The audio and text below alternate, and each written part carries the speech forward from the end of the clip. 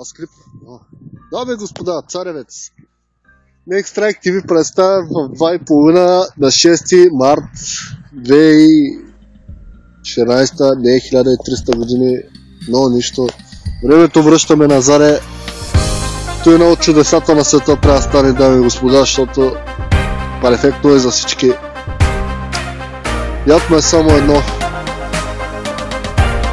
Сме го загубили като хора, а не като чувство за предателство и за това, че сме градили България толкова много години и накрая всичко отишло на вятъра.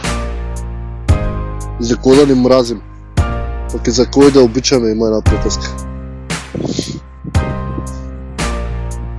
Както да е. Историята поправя всичките грешки, ама грешките си остават вечни.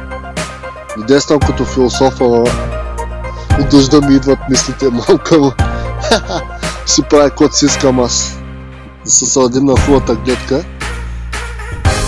Поздрав за Русе, защото не ги нямаме тези места, ама тук на 100 км ги има тези места.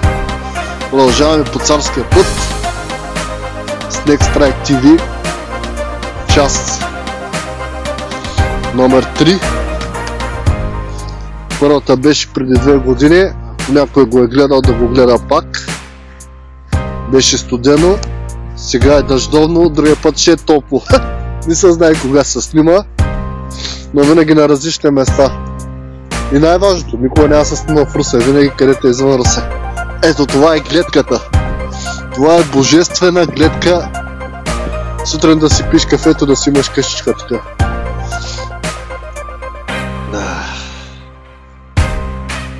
Да вземем втория човек за камера.